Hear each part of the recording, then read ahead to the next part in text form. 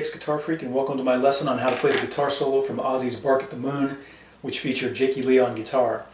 Before we get started, for those of you that are subscribers or regular visitors, you might be asking if this is a new guitar, because it is its debut on my channel, if you will.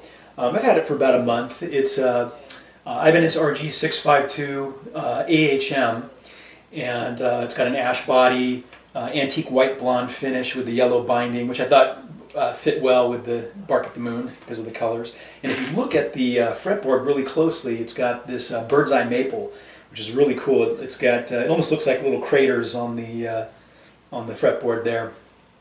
22 or 24 jumbo frets with the Prestige fret edge treatment, because this is a Ibanez Prestige guitar. The edge tremolo, you've got the DiMarzio Tone Zone and Air Nortons. So I won't go through all the specs, but I thought you might want to know if you haven't seen it yet. So the first part here is going to go like this. Not really much more I can explain there. You just start with the 13th fret on the B string, give it a little shake, and then a slow full bend after that. The next section, a little bit longer, we'll play it slowly.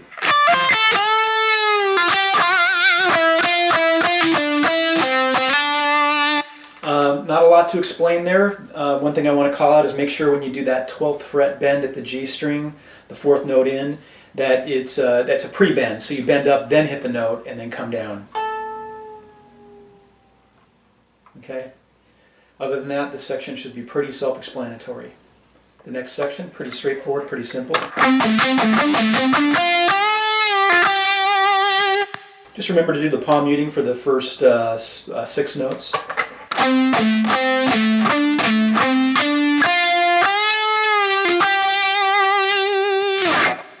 The next part slowly.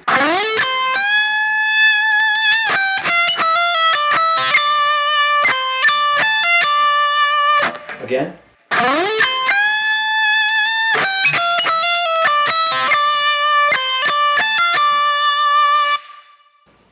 Only thing I want to call out there is when you do that 15th fret on the high E string, you bend it up and hold it for a little bit before giving it the vibrato, okay?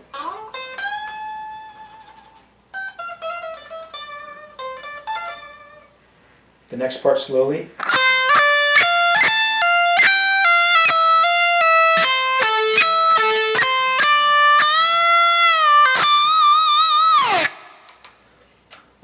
Again, what's worth calling out there, I'd say that 15th fret bend on the B string, that's a 1.5 step bend, so it's equivalent to 3 frets. So taking the note from here to here.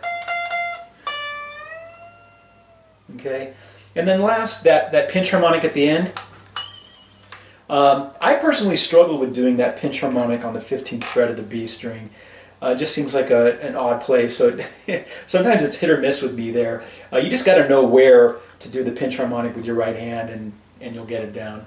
The next lick is kind of like a classic blues rock bass lick. Slowly.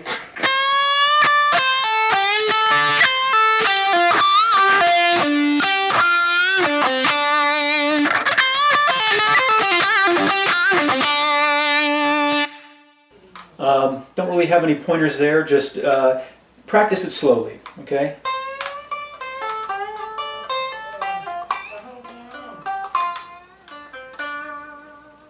And eventually you'll get the speed up right on that one, just like some of the other more challenging licks here, which we'll get to in a minute. This next section, there's really 2 ways to play it, 2 different ways that I see people do it. And here's the way that I currently play it, and I'll explain why in a second. It's got using octaves here.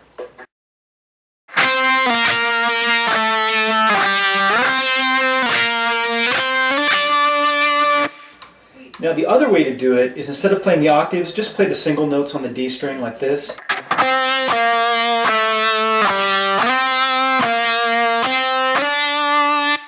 And that's the way I used to play it.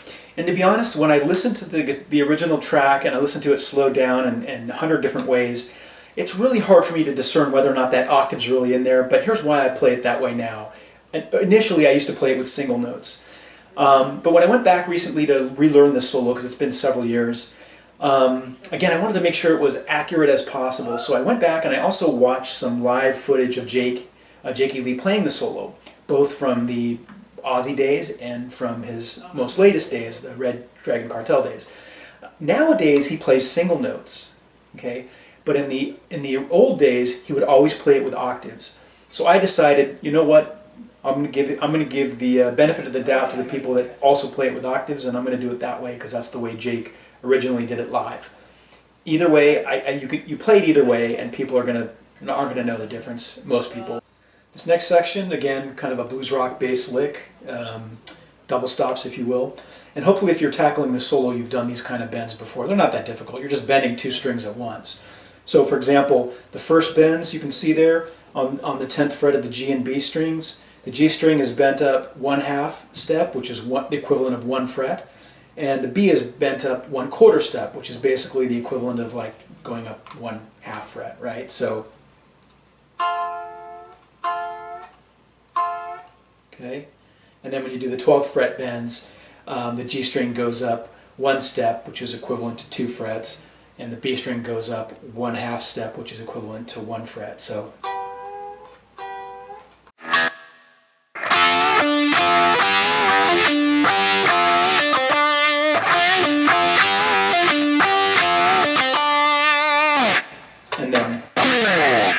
And with that, don't worry about doing it from the 22nd fret. I only did that because it sounds approximately where he did it from, which would be the D note, which is the root of the solo. But you can just do it from anywhere in that vicinity. It's going to sound fine. The next section is the first of the 3 long ascending licks. It goes like this.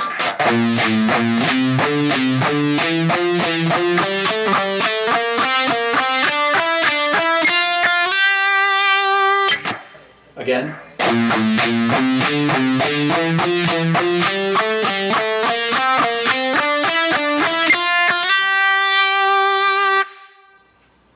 And I think the best way to think of that when you're learning it is break it up into little bite-sized 4-note pieces. See how I've captured it on the screen right now?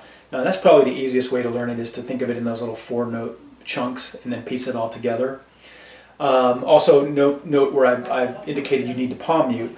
And then finally, I found that if I start this section with an upstroke, the rest of it flows a lot easier than if I start it with a downstroke. That works for me. You can try it either way. Now the next section, very similar to the last one, we're just kind of moving everything up a little bit.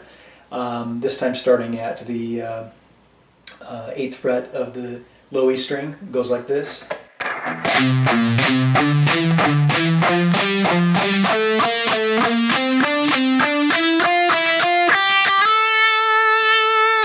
Again.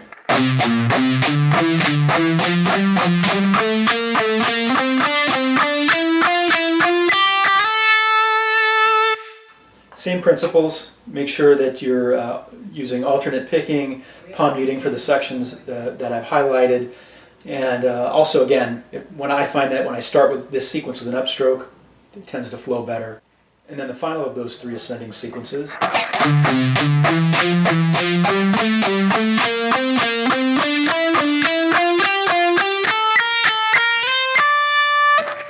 And notice how I do those last couple of notes. If you want, you can do it with more standard fingering like this, as opposed to. Either way, it's the same notes. Now the last section, this has got some relatively fast alternate picking going on. Here it is slowly for you.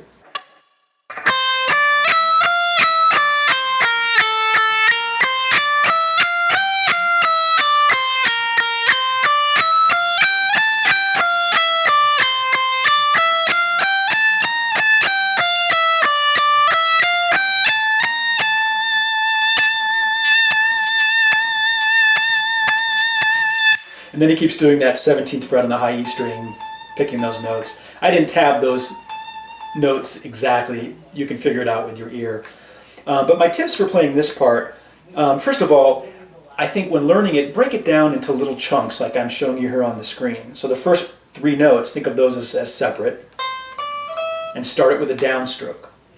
After that, the following sections will all be started with an upstroke. That should come naturally if you start the first 3 notes with a downstroke. Okay, so here it again is slowly.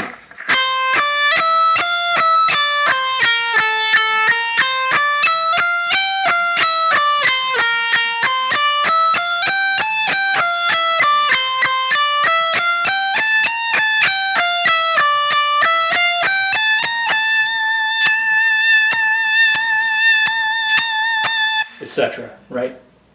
Now, my last advice for that one is, if you're not someone that practices a lot of fast alternate picking, probably the best way to get up to the right speed is slow the song down. Use whatever software you have for listening to music, even if it's just Windows Media Player. It has the ability to slow the song down. Slow it down to 50% and practice along at that speed. And then every day, slowly make it a little bit faster until finally you've got it up to the right speed. That's how I learn. All right, that was my lesson on how to play the guitar solo from Ozzy's Bark at the Moon, which featured Jakey Lee on guitar. I hope you found it helpful, useful, all that stuff. If you want, go ahead and subscribe, leave a comment, thumbs up, all that's appreciated. And until next time, rock on.